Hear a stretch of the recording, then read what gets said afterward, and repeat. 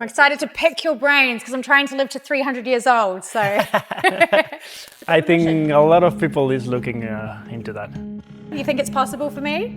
I think it will be at some point. We're not there yet, but it will come. Well, I'm so excited for this podcast. I feel like there's so many things I'm going to ask you. So what's your thoughts about peptides? This is an interesting topic.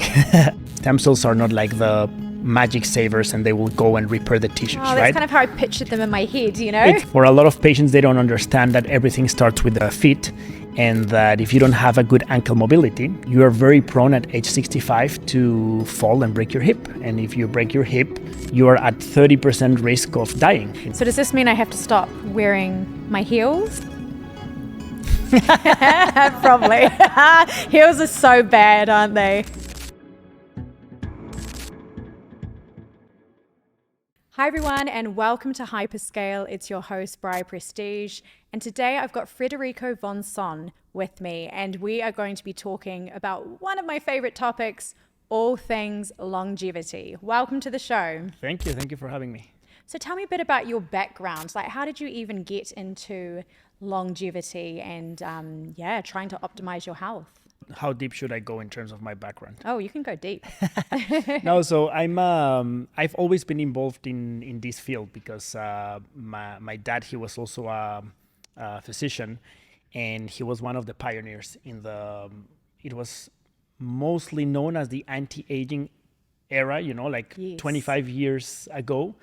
And so I was always linked to the field. I always said that I didn't want to become a doctor. I was never going to study for so long. And like doctors, we have to be all the time reading research and, like up to date. So I became an athlete. And that was probably something that made me see the things the way that I see it right now. And so, when I went to med school and I decided to start studying, I got very, very hooked and very excited about regenerative medicine and the effect of stem cells in our body. I wanted to do my residency program in Switzerland in trying to grow amputated limbs. Oh, wow. That was like my whole idea, and I was like really bullish into doing that. Fascinating. Then I decided to just like move a little bit more into the entrepreneurial side. I was trained in genomics and translational medicine, and I started my first company when I was still in med school. So fortunately for me, I met some investors, and they wanted to develop like a new concept for genomics, direct-to-consumer genomics in Mexico. So I started with that. I made a ton of mistakes, a lot. I was young, of course, and that was like my first company, So, but we really like set the pace for consumer genetics in Latin America at that point. That was 10 years ago, and I think that really helped me to like restructure my concept of how we should approach medicine. So I learned a lot. I work with government grants, and I went from studying professional athletes to going to indigenous communities and collecting data from indigenous communities and building relationships with them, because you might know that Latinos is one of the most underrepresented groups in research and in databases. So one of my missions was like, how can we change that? Because we don't have access to precision health, and we are providing our Latino communities with the same treatments that were developed for other populations. And this replicates in other latitudes as well. It's the same. So that got me like very into trying to understand how you could integrate health tech and data and the clinical side and research, like a real combination. And that's how everything really started. Oh my gosh, wow. What a story, what a journey. So tell us more about genomics. Like, what is that for those who are listening? Yeah, so we all have as human beings, because every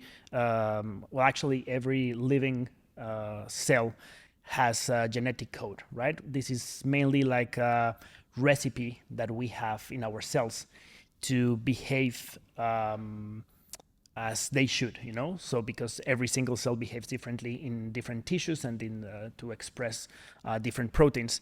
So back in the 90s, there was this project called the Human Genome Project that finished around 2003. It costed around almost $3 billion to sequence the first genome. So that was like to understand like the whole code and the whole recipe book that we have in human cells. But by that point, a lot of questions arose, because we didn't know if that was going to really give us any understanding about health or not. It was like a very exciting times, but at the same time, it was like a flat code, like some information that we don't know what to do with it.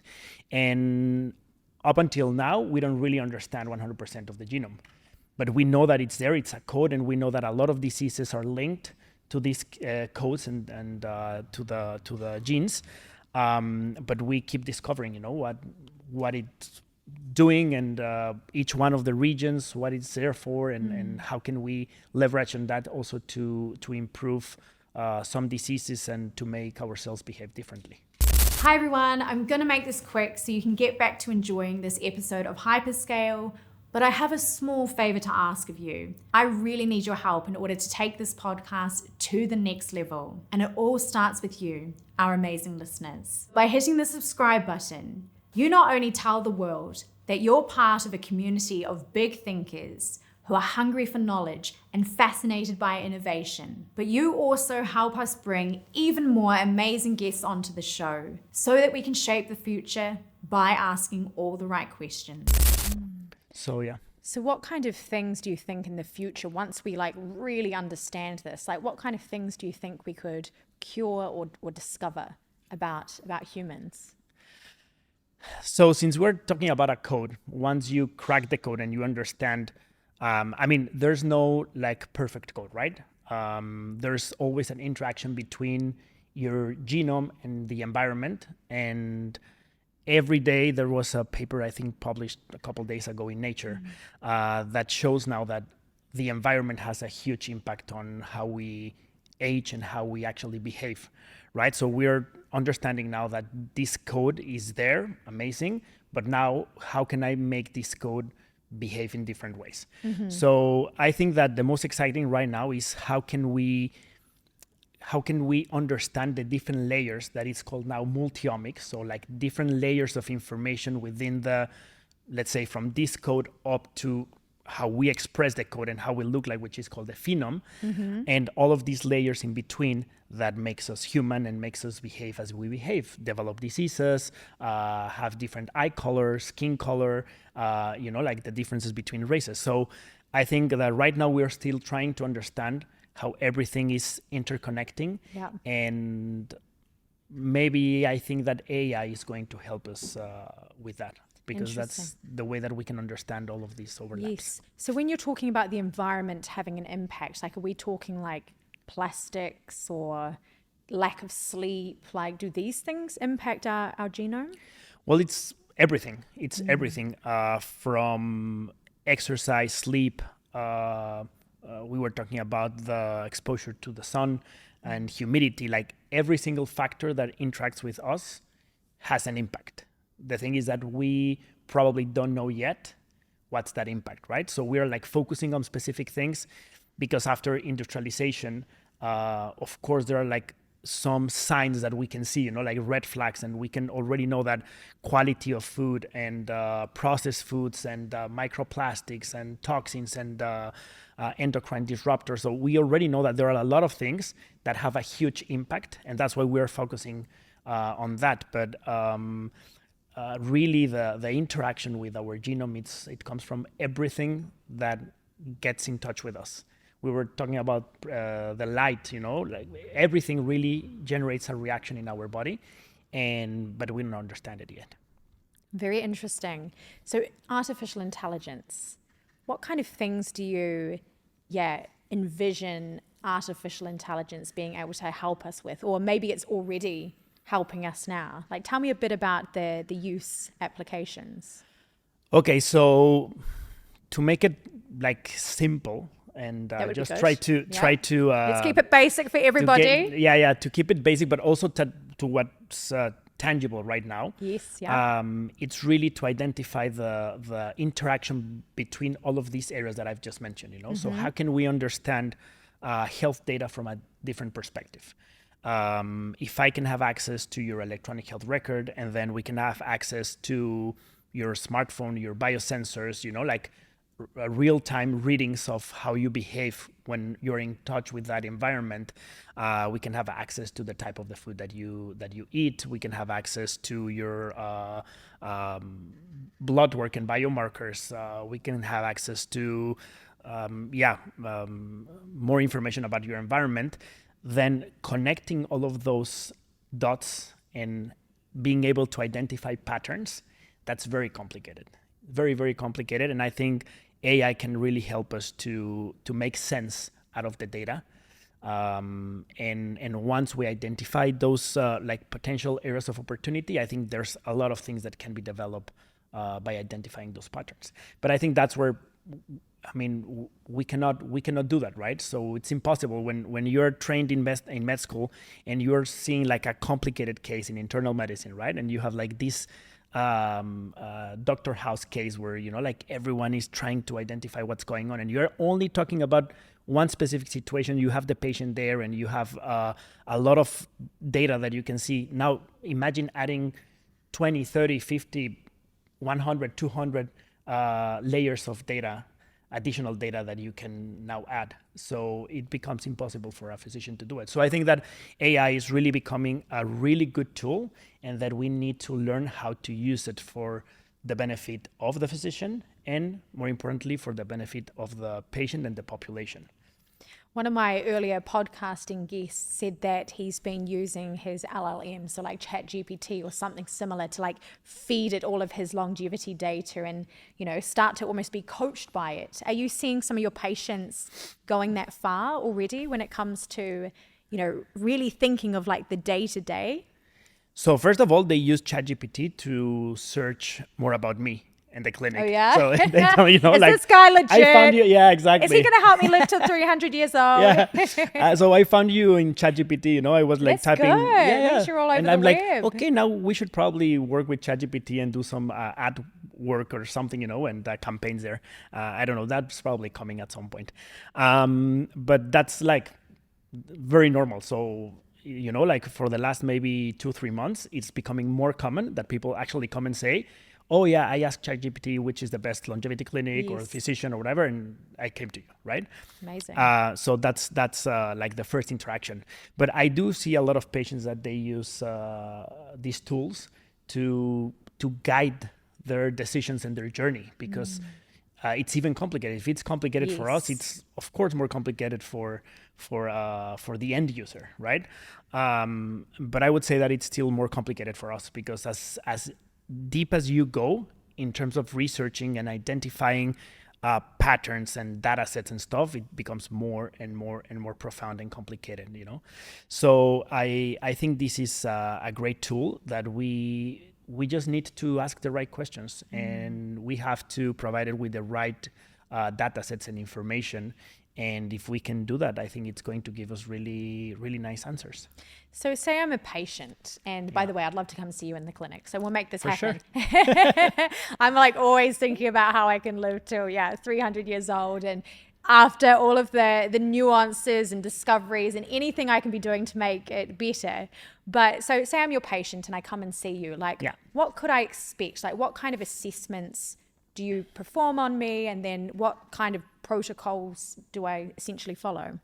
So first of all, I have different rules for someone to become my patient. That's like, you will see those rules. And that's like the first thing. What are the rules? The first one is I cannot know it all. Okay. I try to always be very down to earth and say, I know a lot. I study a lot, and I'm always trying to stay on the top. But it's very complicated. Like science goes so fast that sometimes even a patient will come and tell me, did you see this new supplement, this new thing? And I'm like, I have no idea, so just like, let me take a look at it and I'll check it, right? So this is like rule number one, because if I don't do this, that's impossible to to have an honest relationship, right?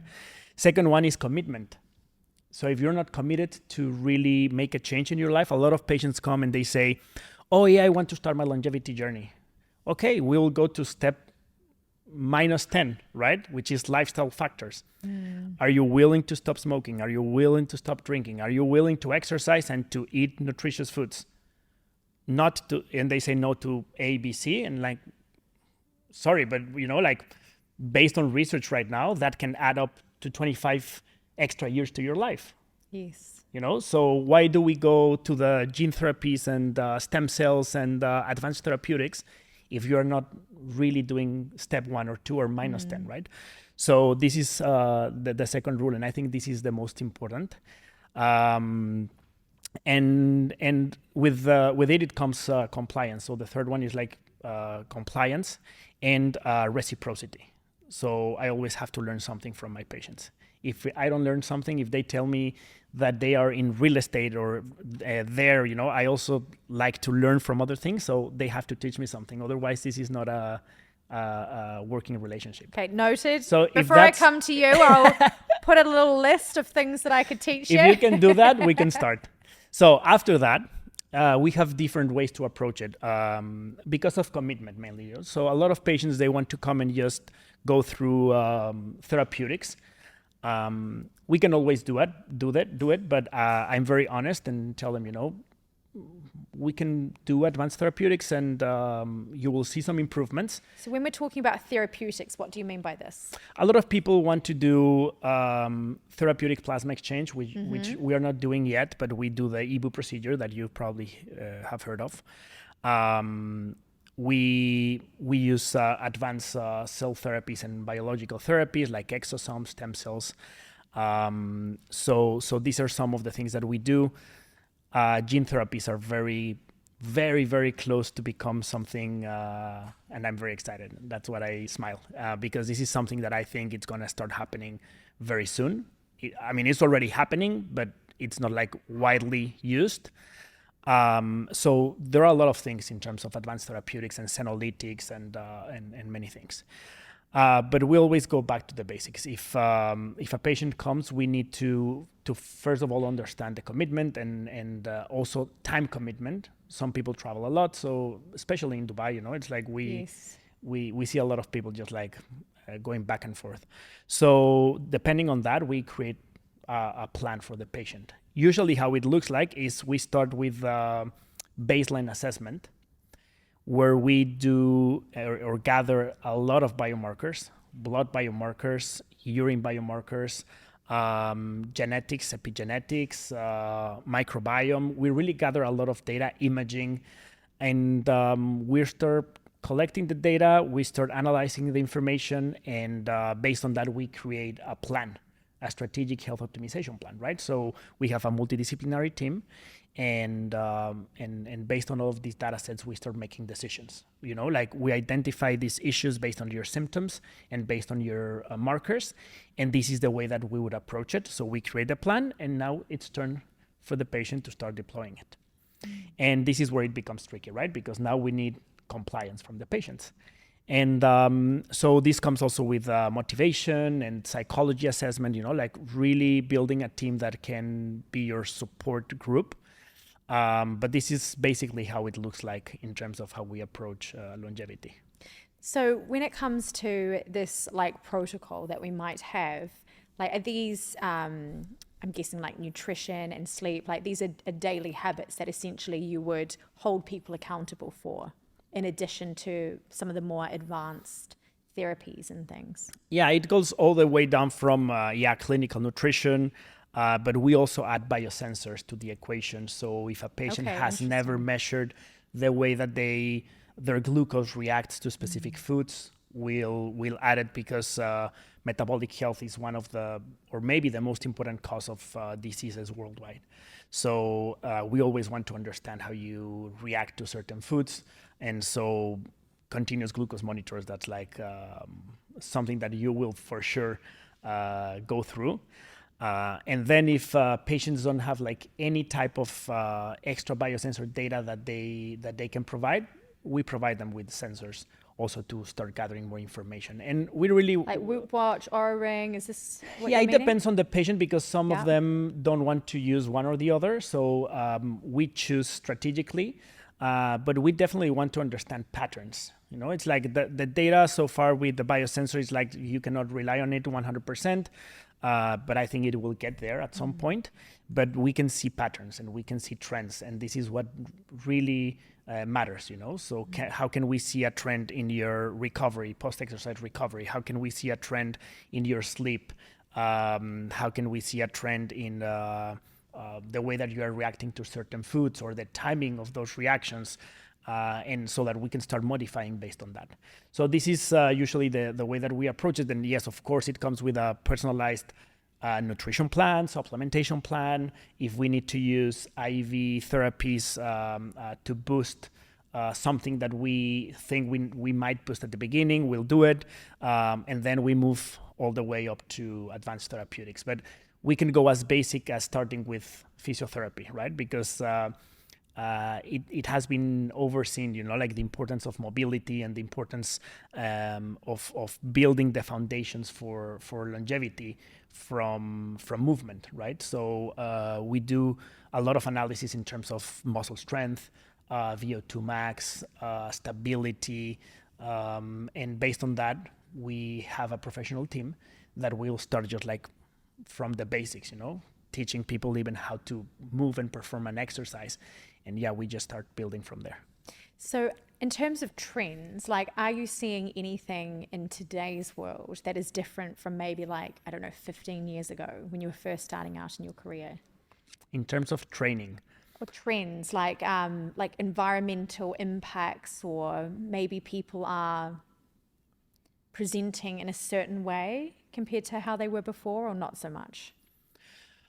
I think we are looking a lot more into recovery now, and the importance of recovery strategies. I think that we need to understand that our muscles are in the end, I mean, it's a tissue and they are cells, and we need to also provide them with the right resources, but also with a proper recovery. So the connection between sleep, the timing, to stimulate another muscle group or to stimulate it again, this has become very important. The fascia on the muscles, this has become very, very important for mobility and for performance. And then going back to the basic, as I mentioned with mobility, you know, for a lot of patients, they don't understand that everything starts with the feet, and that if you don't have a good ankle mobility, just to get started, you are very prone at age 65 to fall and break your hip. And if you break your hip, probably in the next 10 years, you are at 30% risk of dying, you know?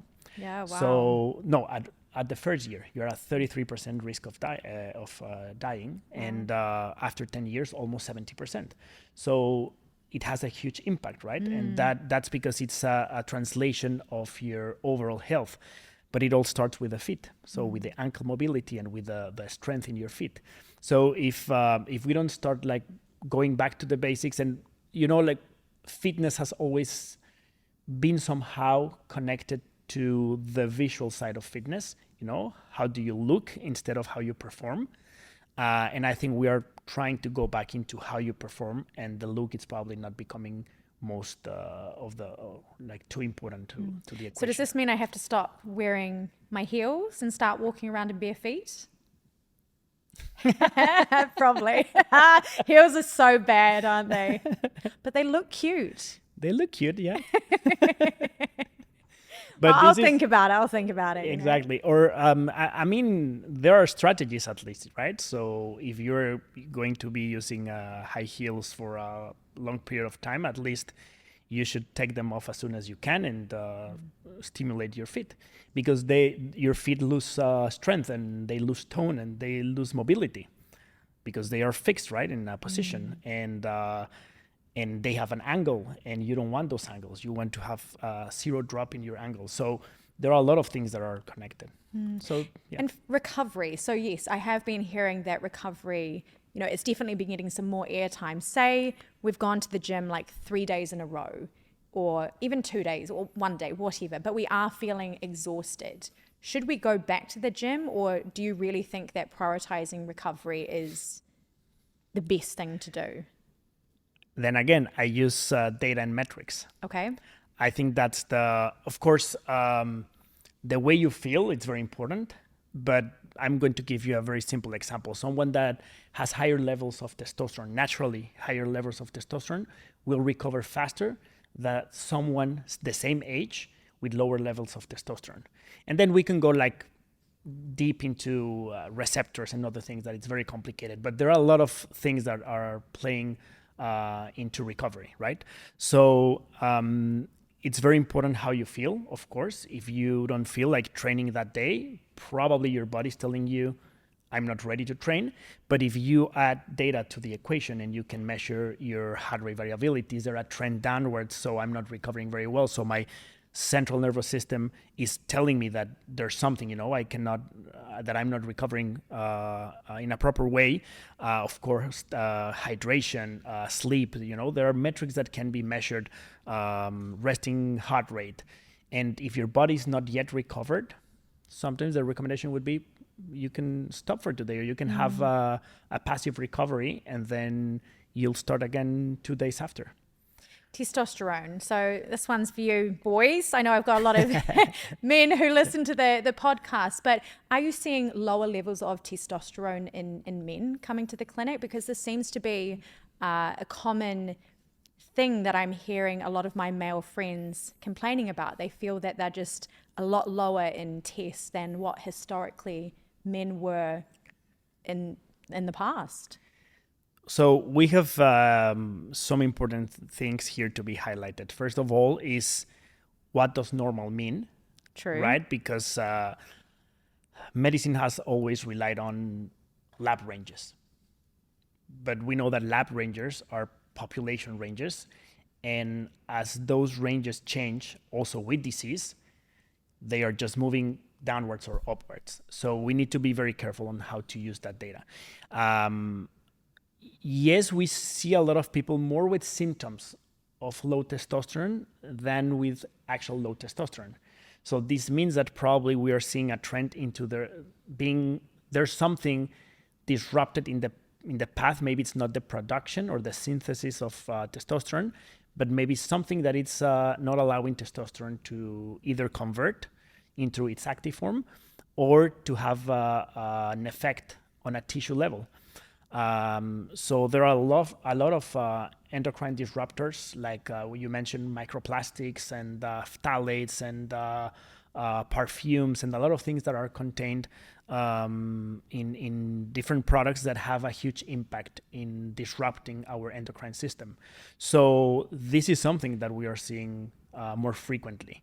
Sometimes you see, let's say, fair enough levels of total testosterone, which is not a good metric it's not a standalone metric that we can use to evaluate the effect of testosterone, but sometimes you see good levels and patients still have symptoms of low testosterone. So you have to dig further and go deeper and try to identify what's really going on. That's why we always approach it. I get a lot of patients, they come and they say like, I'm already on TRT, or I want to start TRT because a friend is using, and either now they are afraid of starting because they see the huge problems that we are seeing when these type of treatment are not used properly. Like what kind of problems? So to give you an example, testosterone converts also to estradiol. So it depends on the genetics of the patient and maybe even the epigenetics of the patient on how they convert either to the active form, which is the hydrotestosterone, or to estradiol. So if someone is converting, you have high doses of exogenous testosterone, which means you are applying high doses of testosterone, which happens a lot. And this patient has a higher genetic profile that converts testosterone into estradiol, they are going to have very high levels of estradiol. Estradiol is really good and it's very cardioprotective, so it really protects your cardiovascular system, but the levels need to be at some point.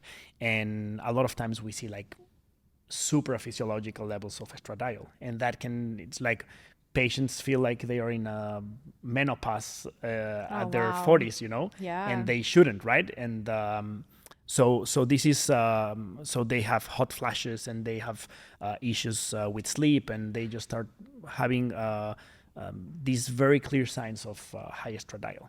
Just to give you an example, but this happens a lot. So I think it comes with a lot of education from the physician, but also from the patients, because whenever a patient comes and tell me I want to start TRT, I say no. You have my rules to become a patient.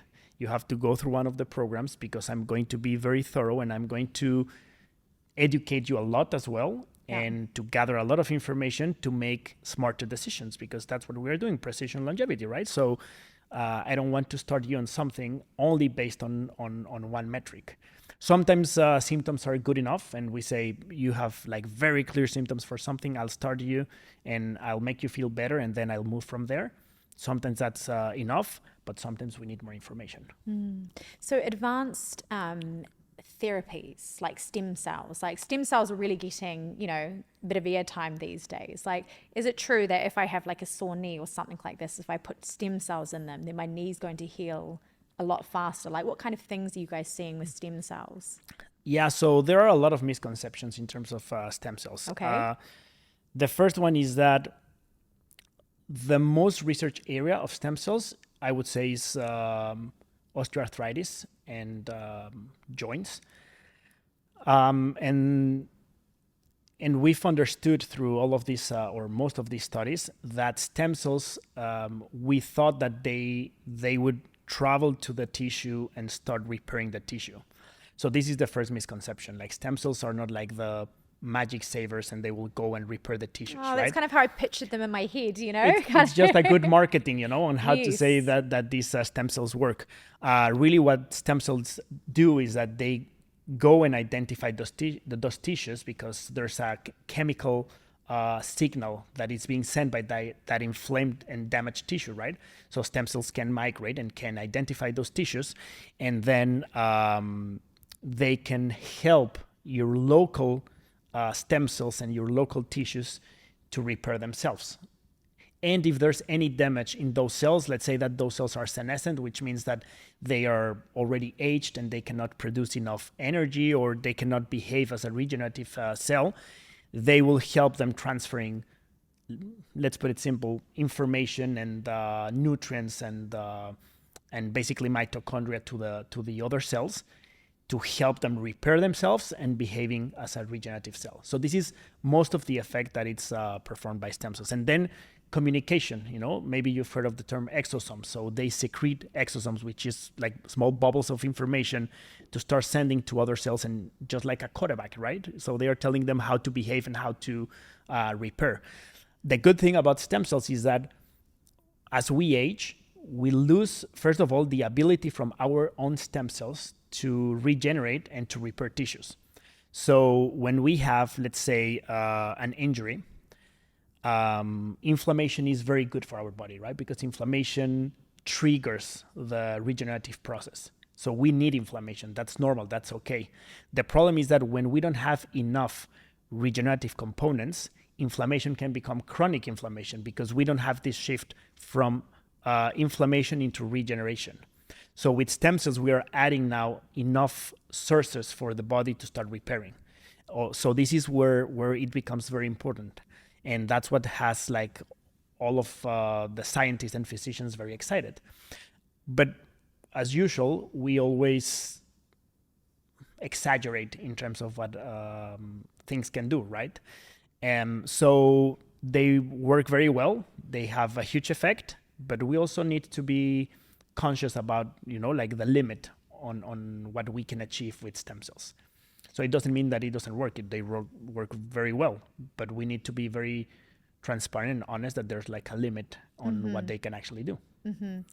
And peptides, what's your thoughts about peptides? This is an interesting topic. I love the concept of peptides, and I really think they have a huge impact. Like injecting them, right? Injecting peptides, just to clarify for those So listening. basically what a peptide is, it's like a small sequence of amino acids. Let's just imagine like a short version of a protein, just to simplify.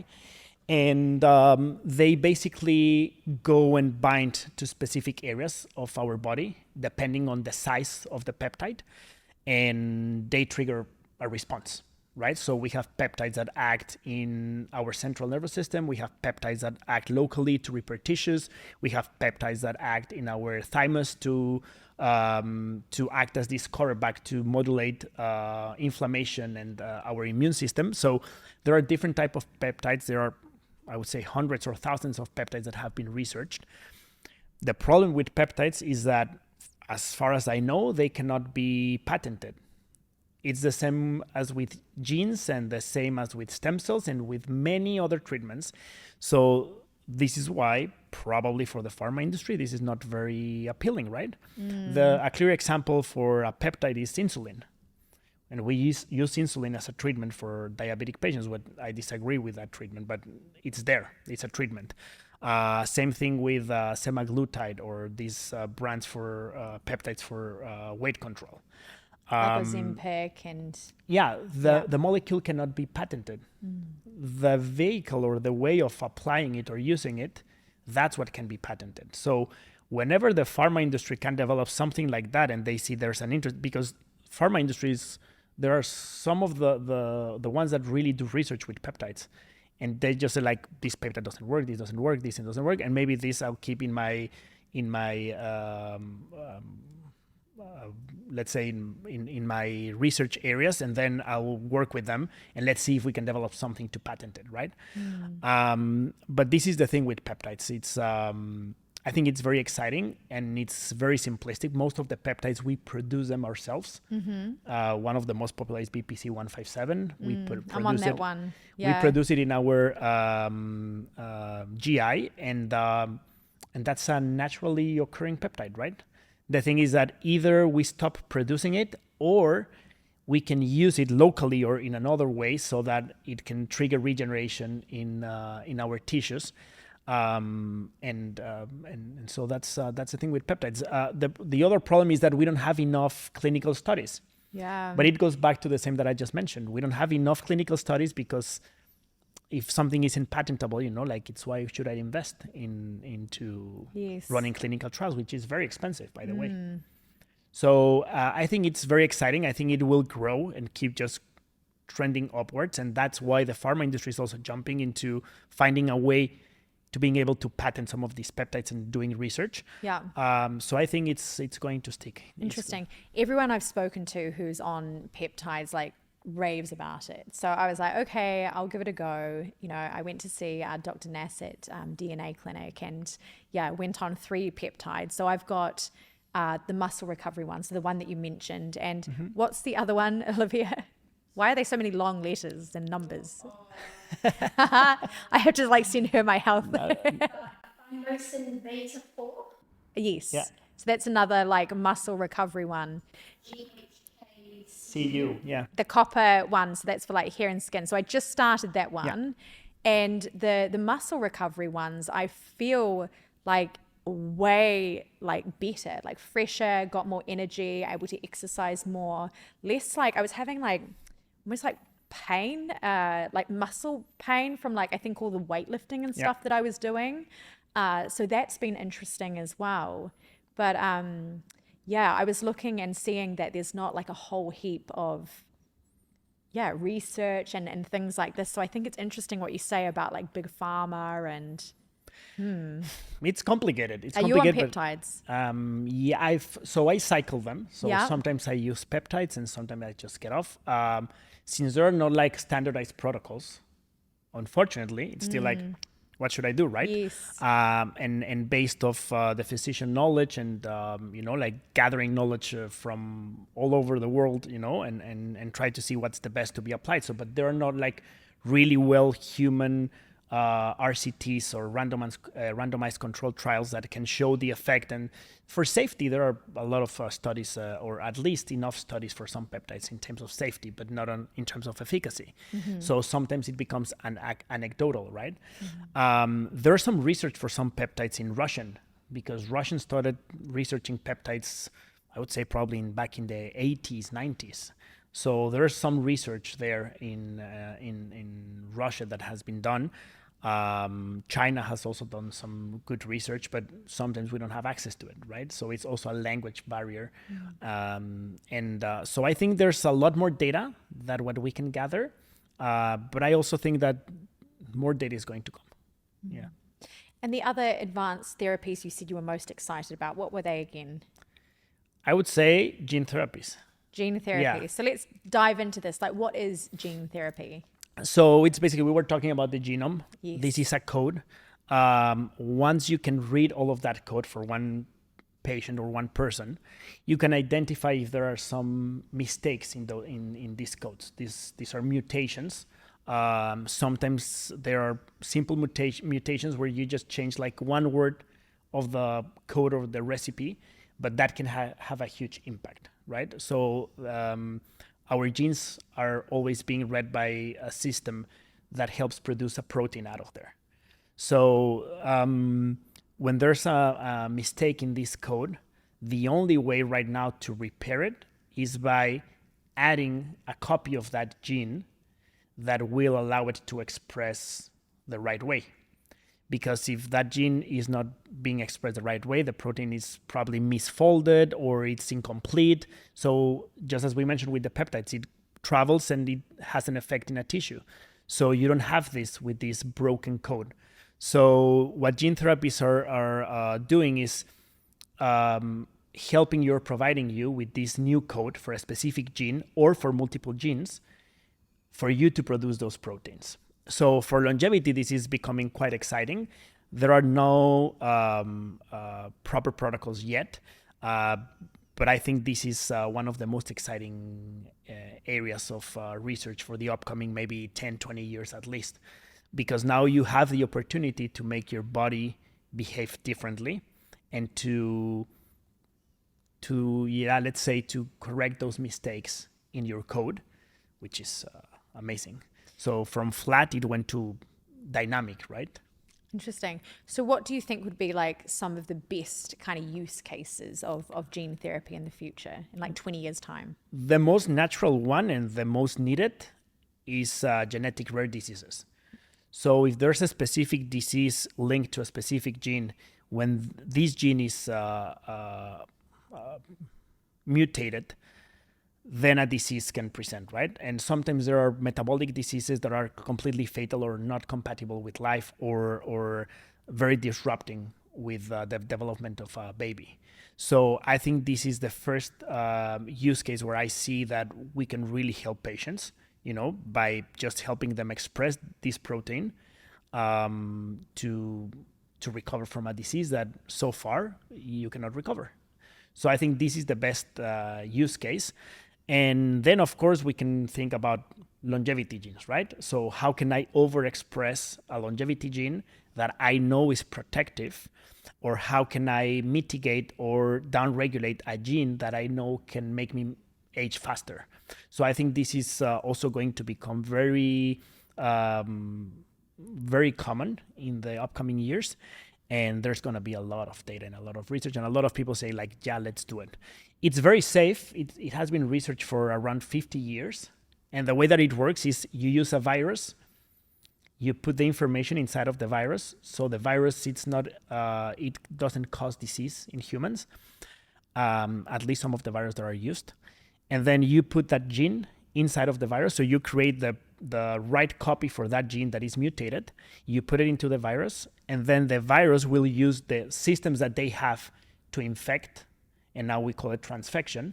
So they will transfect that information into the cell so that this gene can start expressing.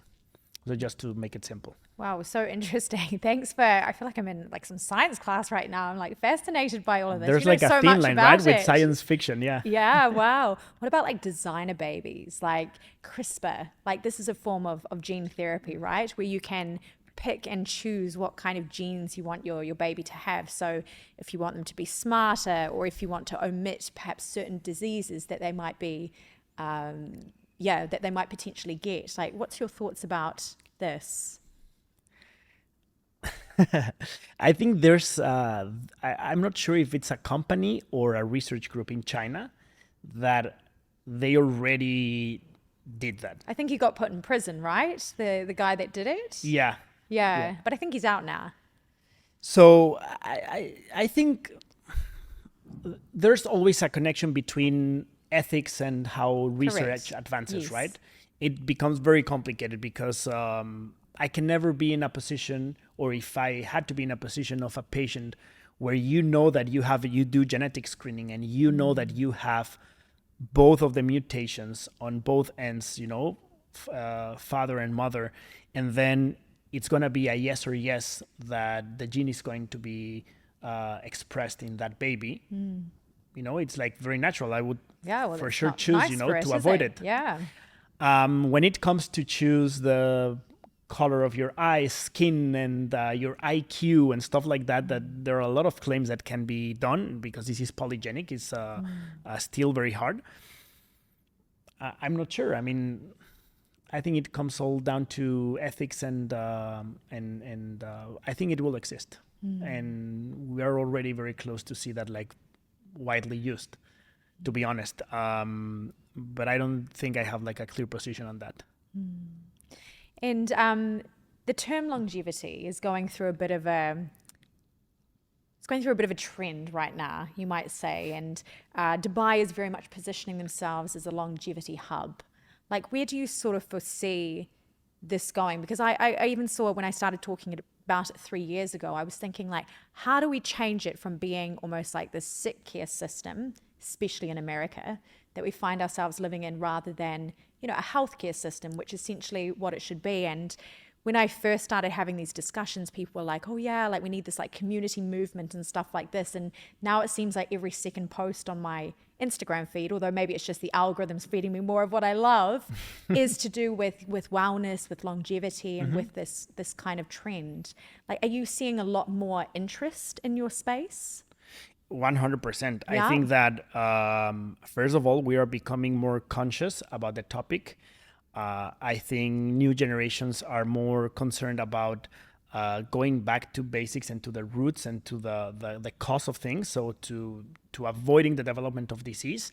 And I think this is really where longevity comes into play, right? So how can we live better for a longer period of time?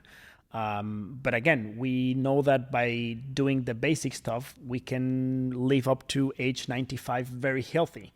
Do you want to go up to 100, 110, 120? Okay, maybe advanced therapeutics at some point will allow us to get there. But I think that right now, we cannot forget that longevity comes always linked to the World Health Span. So, Yes. and as soon and as younger as we start, and I'm talking now about preconception. I'm not even talking about for kids and when you're young and the microbiome and the nutrition. I'm talking about preconception. So you need to be actually prepared, because we were talking about epigenetics. So whatever we are surrounded of is going to have an impact in our body, and that's actually like given to the upcoming generations, because that's inherited. So I think that we need to understand that whatever we are doing right now, it's going to have an impact in the future generations. So it starts with taking care of yourself even before thinking of having kids. But I think that it's a topic that it's not only trending. I think it's going to stay for I would say unlimited time. Everyone is, first of all, scared about death. That's very normal. That's like a survival type of thing that we have as humans. And I think that this is not going to stop. You can see the trends in how investors are jumping into the field of longevity. And I think it will go from 5 billion to up to 5 trillion in the next 20 years. So, Which is great, yeah. Which is amazing, Investment yeah. in this space is just, it opens everybody up for more research, more opportunities, 100%. more inventions. And that will translate into health. Yes. So, but if we can get that at a population level and being able to like deploy it like in a better strategy, I think that's going to have a huge impact for humanity. I think so many people still have a very outdated way of thinking when it comes to thinking of their health span and living longer. Yeah. Like, I was speaking at an event once and I said at the end, oh, put up your hand if you want to live to be 100. And like nobody put up their hand except 3 people. And at first I thought people might have been shy, right? So I did it again. I was like, put up your hand if you want to live to 100. Like people were looking at me. They genuinely did not want to live to 100 because when they thought of being 100, they thought of being like very frail Disease, and yeah. sickly and not a pleasant way of living. But you're saying that by, in the future even, and by obviously taking care of ourselves in the way that we can take care of ourselves today, and in the future as the technologies advance and things like this, that living to 120, 130, like could be possible, right? What about me living to like 300 years? Maybe we have to jump into your topic that maybe I'm not very familiar with, transhumanism and like other things, right? I mean, biologically, let's say, I don't see that as impossible. Probably I'm not the best to talk about this because it's not my area of expertise, like how to take it that Next far. level. Yeah. But I definitely think that biologically it's possible, So you see animals that can live up to 150, 200, and like whales and turtles. And so we have the example. So biology has an answer. We just don't understand it, right? So I think it's biologically possible. Interesting. That gives me hope, I'm very determined to make this happen. If it's the last thing I do in my life is try and extend it. But and imagine the knowledge that you can generate in 200 years but staying sharp and fit and, yes, that would be amazing. Wouldn't it be amazing? Yeah. And it's just even amazing to think about how quickly the world's evolved, right? Like we had the internet, smartphones, like, oh gosh, just even thinking back to the life we used to live in like the 1800s or the 1900s and how different our existence was compared to what it is today. So it is like 1 in 5 babies used to die. Like that's crazy. So with that in mind, it always makes me think, okay, well, I need to keep my mind open to possibilities in the future, especially with like artificial intelligence and all of these incredible things that are happening and the research that's happening in this longevity space. The only thing that I that's like more my personal way of seeing things is that as we keep growing in this field, because there's a lot of investment here, I think that sociology and the way that we will all interact, if we can really achieve this, needs the same amount of research. Mm-hmm. So how are we going to have more people living in a limited space, because it will become a limited space, right? Yes. So now we're talking about regenerative agriculture. Now we're talking about printing food in a lab, Yes. Now we're talking about different stuff that we need to also have in mind, because otherwise we are not going to keep with the pace. But the first one that needs to be solved is the biological side of how can I live longer, right? Because I would say that a lot of people, maybe in their 80s right now, they are probably very wealthy and they just want to invest in this, like how can I live longer? So it makes sense that the first issue that you need to solve is how can I live longer? But then you have a lot of things that need to be solved at the same time. So